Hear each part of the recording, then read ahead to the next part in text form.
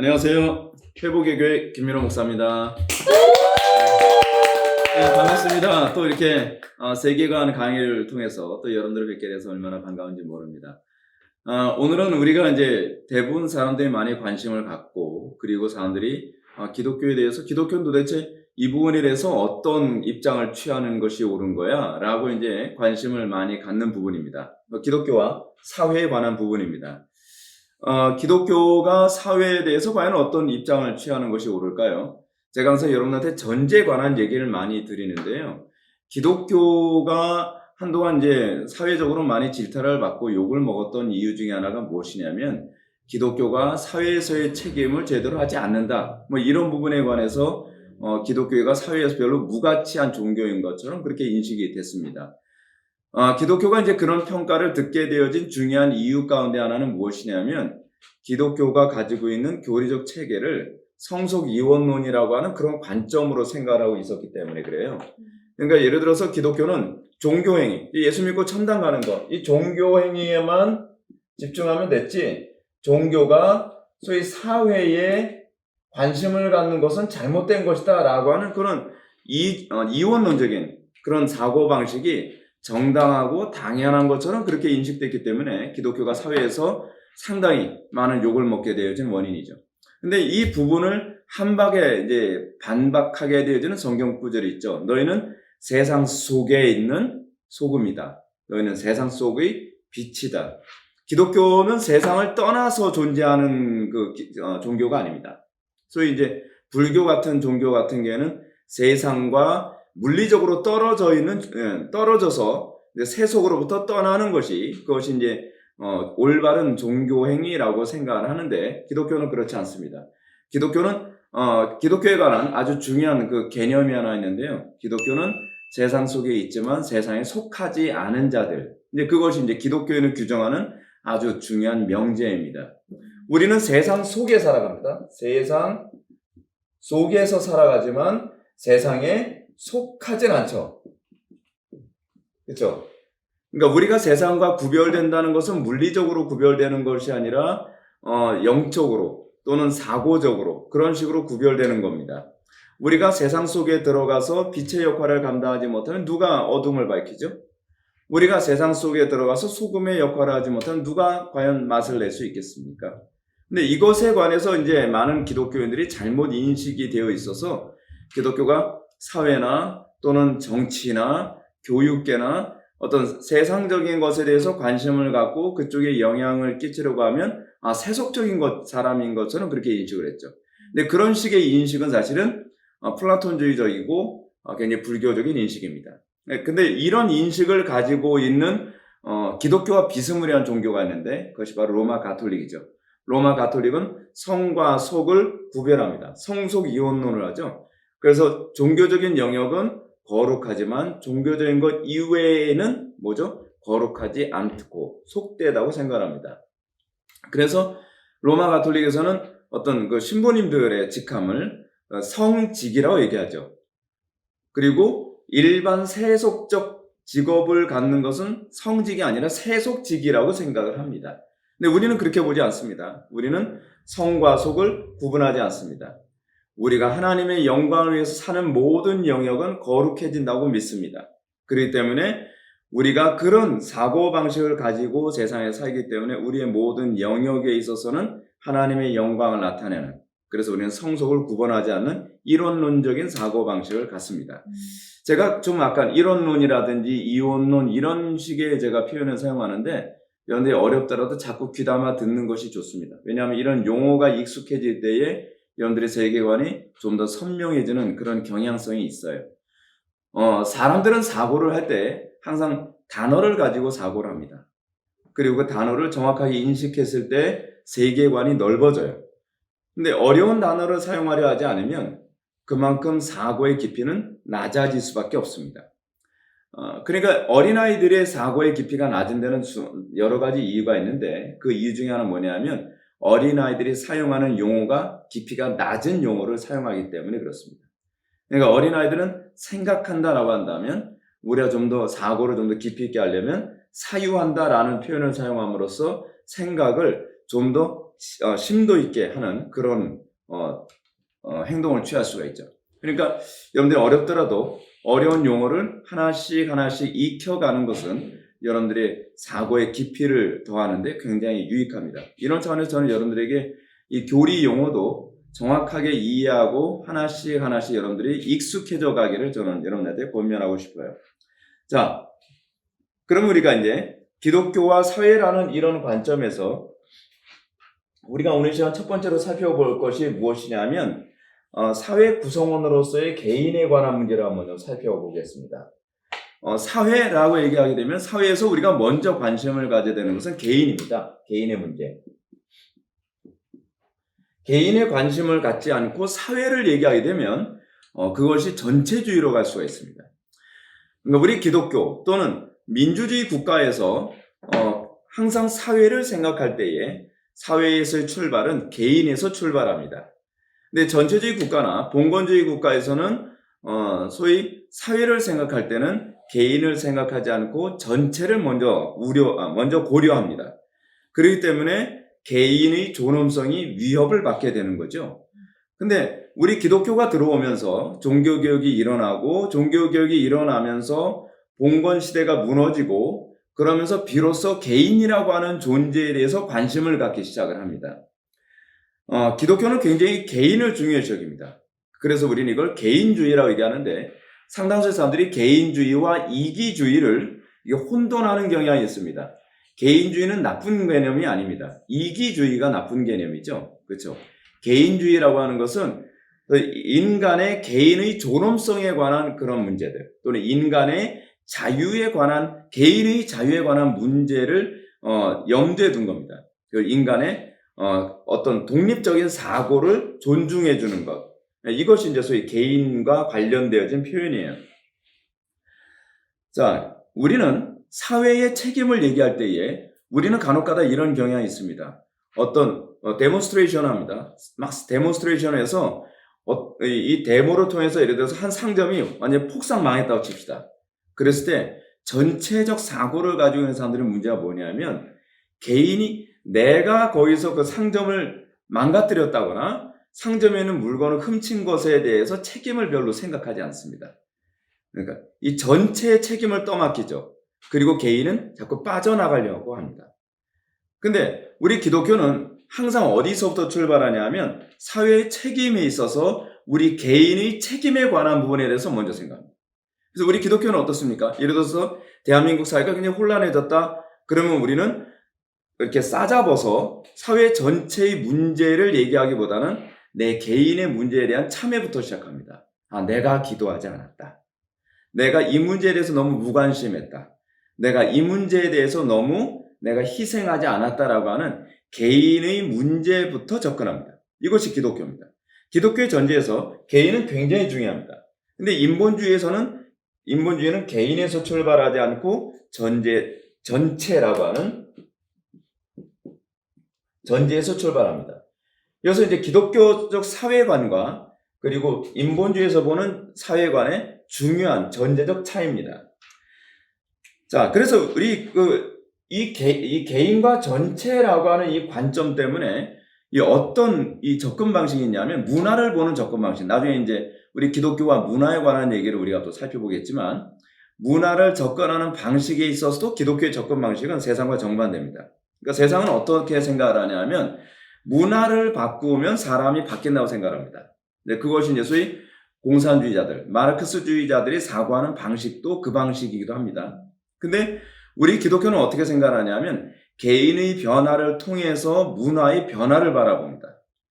한 개인이 변하면 변한 개인들이 사회의 문화를 바꾼다고 보는 거예요.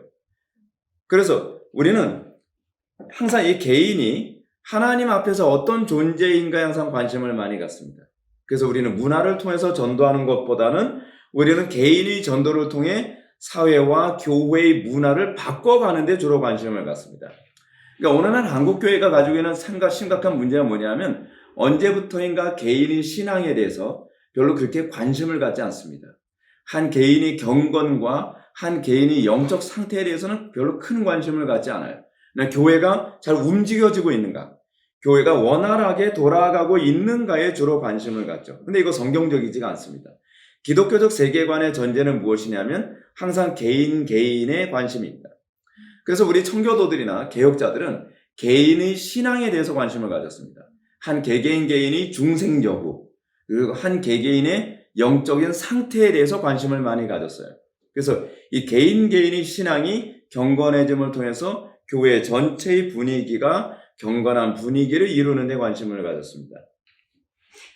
자, 그래서 우리가 이 기독교에서의 개인과 관련해서 우리가 관심을 가져야 될 굉장히 중요한 부분이 뭐냐면 과거의 봉건 시대에는요, 항상 전체에 관심을 많이 갖다 보니까 개인의 자유 또는 개인의 인권, 이것은 별로 중요하지 않았습니다. 왜냐하면 전체가 살기 위해서는 개인의 희생이 당연하다고 생각한 겁니다. 소위 이런 사회에서는 개인의 목숨이 마치 파리 목숨처럼 취급되는 거죠. 예. 근데 이게 봉건 사회에서 종교개혁이 일어나면서 이제 사람들의 사고가 바뀌기 시작하는데 이 개인의 변화를 통해서 전체가 이루어진다라고 하는 사고방식의 변화가 생기기 시작합니다. 한 명 한 명을 존귀하게 생각하기 시작하죠. 그래서 뭐에 관심을 갖습니까? 사회 한 개인의 도덕에 대해서 관심을 갖습니다. 여러분, 이게 다 종교개혁 이후에 생겨난 사고의 변화입니다. 한 사람의 윤리와 도덕적인 문제, 또는 이 사람이 하나님의 뜻대로 살아가는 존재인가, 또는 하나님의 영광을 살아가는 것인가. 그래서 우리에게 관심이 뭐냐면 전체가 행복한 것이 아니라 개인의 행복이 전체 행복을 만들어낸다는 사고를 갖습니다. 왜냐하면 전체 행복을 먼저 우선시하게 되면, 우리가 나중에 또 이 얘기는 언급하게 될 겁니다. 전체의 행복을 우선시하게 될 때 우리는 그것을 뭐라고 얘기하냐면 저희 벤담 같은 사람이 얘기하는 저희 공동체주의 또는 공리주의라고 하는 이런 사고가 들어오게 되죠. 그러니까 공리, 사회 전체의 공공이익을 위해서는 개인의 희생은 당연한 것이다 라고 생각을 하게 되는 겁니다. 근데 우리 기독교는 그렇게 생각하지 않죠. 우리는 사람 숫자가 많으면 더 존귀하고 사람 숫자가 적으면 덜 존귀한 것이 아니라 인간의 개개인의 목숨 또는 인간 개개인의 그 영혼이 다 소중하다고 생각하는 겁니다. 예수님께서 그런 말씀하시죠. 한 영혼이 천하보다 귀중하다고 얘기합니다. 예수님께서 한 영혼이 천하보다 귀중하다는 개념이 사실은 전체주의적 사고에서는 굉장히 충격적인 발언입니다. 전체주의에서는 한 개인이 별로 중요하지 않거든요. 전체가 중요합니다.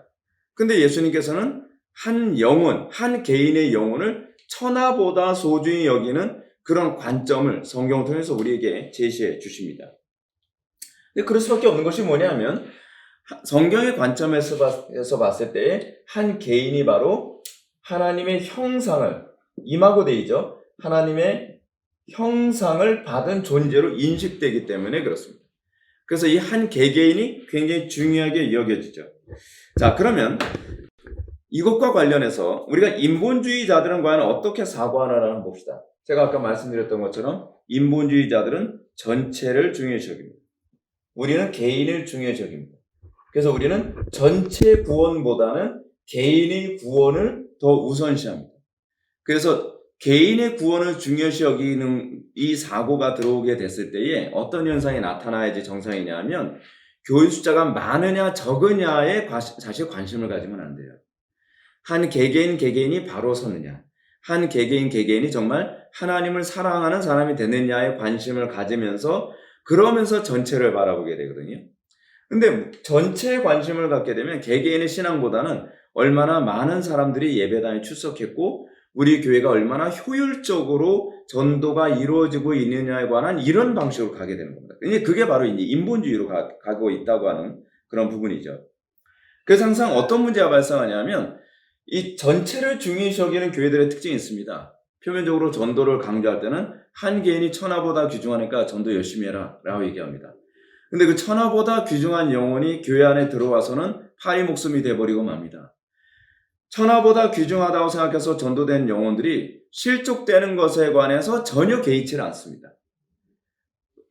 한 사람이 실족되더라도 교회가 빨리 크고 성장해야 된다고 하는 이런 인식 때문에 강단에서 헌금, 말도 안 되는 헌금 강요가 마구잡이로 일어나고 있고요. 그리고 실족됨에도 불구하고 비성경적이라거나 어떤 인격적인 것들이 교회 안에서 아무렇지도 않게 자행되어지고 있습니다. 왜냐하면 그것이 전체를 더 중요시 여기는 사고방식 때문에 그렇습니다. 근데 기독교는 그렇지 않죠. 원래 기독교가 가지고 있는 사고방식은 전체가 더디게 성장하더라도 개인이 바로 서게 되면 그 세포 하나하나가 건강해지면서 전체가 건강해질 것이라고 그렇게 보는 입장이 있습니다. 근데 이 전체를 중요시 여기는 이 사고방식에서 개인의 존엄성은 무시되어집니다. 중요한 것은 항상 효율성입니다. 전체가 얼마나 효율적으로 발전하고 성장하느냐에 따라서 개인의 도덕성이 어찌됐든 그건 별로 중요하지 않아요. 그러니까 결국은 이런 부분이 교회 안에서도 그대로 나타나죠. 교회 안에서 어떻게 나타납니까? 상당수의 많은 교회들이 이런 얘기를 합니다. 목회자들이요. 교회가 급성장하지 못한 교회들을 향해서 급성장한 교회들이 자기의 일종의 우월감을 갖습니다. 그래서 대형 교회들이 예를 들어서 비성경적으로 성장을 했을 때 그 부분에 오류적인 부분을 지적한다면, 여기서 오해하지 마십시오. 교회가 컸다고 해서 다 나쁜 건 아닙니다. 전 작은 교회라고 해서 옳다고 생각하지도 않습니다.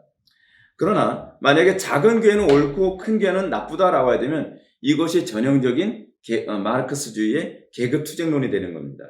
네, 우리는 그걸 인정하지 않습니다. 하나님의 뜻 가운데에 정상적인 방식으로도 얼마든지 커질 수 있다고 저는 생각을 해요. 근데 문제가 무엇이냐면 비성경적인 방법으로 커진 교회들을 향해서 그것이 틀렸다라고 얘기한다면 그 상당수의 교회들이 이렇게 얘기한다는 거죠. 그래서 니네 교회는 몇 명이 모이는데 라는 말을 합니다. 근데 그것이 결국 개인을 무시하고 전체를 더 중요시 여기는 사고방식이 밑바탕에 은연중에 깔려서 나오는 그런 현상이죠. 효율성을 더 중요시 여기게 되어 있다는 얘기입니다. 그러다 보니까 이 전체를 중요시 여기는 이 전체를 중요시 여기는 인본주의의 중요한 또 다른 전제가 무엇이냐면 진화론적 사고죠. 그러다 보니까 존엄성을 무시합니다. 그리고 본능을 따라 사는 것이 더 중요하다고 생각을 합니다. 사회는 어떻게 해야 좋은 사회예요? 내 본능을 채워주는 사회가 좋은 사회라고 생각을 합니다. 그래서 본능을 채워주는 사회가 좋은 사회다. 이것이 이제 소위 철학자들 중에서 이런 것들을 추구했던 사람 있죠. 디오게네스 같은 사람이 이제 대표적인 케이스입니다. 디오게네스 하게 되면 디오게네스가 추구했던 거가 뭡니까? 이 견자 쓰는 학파잖아요. 견유학파. 이 견유학파, 개학파입니다. 이 디오게네스가 개처럼 살았거든요. 근데 개처럼 살았는데 어느 정도로 개처럼 살았냐면 이 사람은 컵 하나에 그 옷 한 벌로 그냥 인생을 살아갔습니다. 아무 데서 뒹구면서 잠을 자고 그랬어요. 왜냐하면 인간의 행복이란 항상 제가 이제 오늘 자주 강조할 텐데 인본주의자들 또는 일반 비성경적인 입장을 취하고 있는 인문학에서는 그들의 인생의 목적은 항상 행복이라고 생각을 했거든요. 디오게네스도 그렇게 얘기하는 겁니다. 과연 행복이란 무엇인가? 돈과 명예가 행복을 줄 수 있는가? 아니다. 인간이 행복하게 사는 방법은 내 본성에 충실하게 사는 것이다 라고 생각하면서 디오게네스는 개처럼 사는 것이 행복하게 사는 것이라고 생각했습니다. 이 사람이 하도 개처럼 사니까 어떤 사람이 이 사람한테 뼈다귀를 던져줬대요. 그랬더니 이 사람이 뼈다귀를 받고서 아무데나 오줌을 갈겼답니다. 한쪽 다리 들고. 난 개니까. 근데 여러분 이게 되게 심각한 문제입니다. 행복할 수만 있다면 우리는 개처럼 살아도 되나요? 본능에 충실하게 살아도 되나요? 근데 그것이 소위 인본주의자들이 생각하는 개인의 문제예요. 인본주의자들이 소위 개인을 얘기했을 때 그 개인이란 다른 사람에게 어떤 유익을 끼치냐는 별로 중요하지 않아요. 내가 행복하면 그만이라고 하는 사고방식이 밑바탕에 깔려 있습니다. 하여간 뭐 이런 식으로 살아가는 이 전제 때문에 사람이 완전히 다른 전체 안에서의 개인 이 부분이 어떻게 연결되어지는지를 보게 되어진다면 우리 기독교인들이 보는 사회는 과연 어떤 것인가? 이제 여기서 이제 기독교인들이 그러면 어떻게 개인으로서 사회에 영향을 끼칠까요? 이제 이 부분에 있어서 기독교는 직업윤리라고 하는 개념이 나옵니다. 소위 전체를 중요시 여기는 사람은 항상 전체를 바꿔야 된다고 생각합니다. 그래서 사회 밖에 나와서 데몬스트레이션하고 사회 시스템을 바꿔야 된다고 얘기하고 그리고 사회에 불합리한 어떤 사람들은 끌어내려야 된다고 하는 그런 전체적인 부분에 대한 변화에 먼저 사고를 꽂혀. 근데 우리 기독교는 그렇게 생각하지 않습니다. 개개인의 변화를 통해서 구석구석의 변화가 결국 전체를 변화시킨다고 믿습니다. 그런 차원에서 기독교인들에게 있어서 사회 참여는 데몬스트레이션은 사실은 최종적으로 이제 셰퍼가 얘기하는 시민 불복종 운동이라고 하는 개념도 사실은 기독교적 개념과 맞물려가는 개념이지만 그거는 극단적인 최종적 상황에서 볼 문제입니다. 우리 기독교에서는 사회 변혁을 어디서부터 시작하냐 하면 직업의 소명의식에서 시작합니다.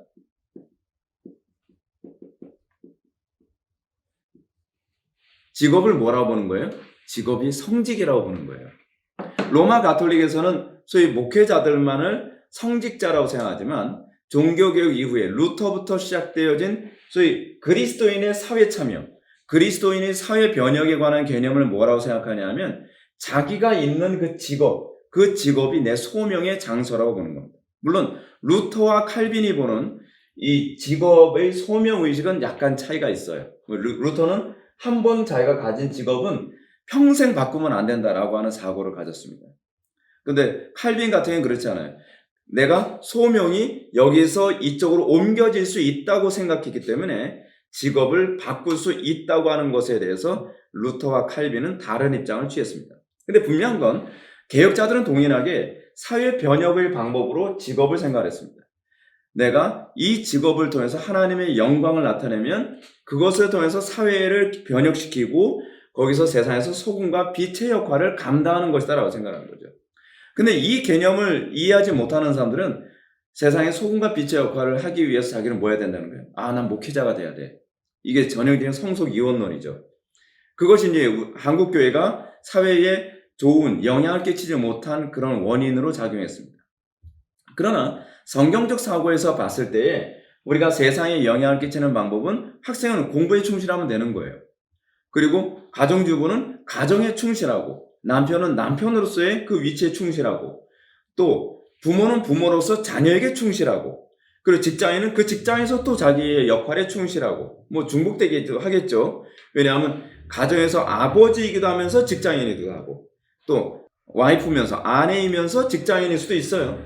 또 자녀이면서 직장인일 수도 있죠. 근데 자기의 곳곳의 영역에서 하나님 앞에서의 삶, 여기서 이제 코람데오라고 하는 이제 개념이 나옵니다.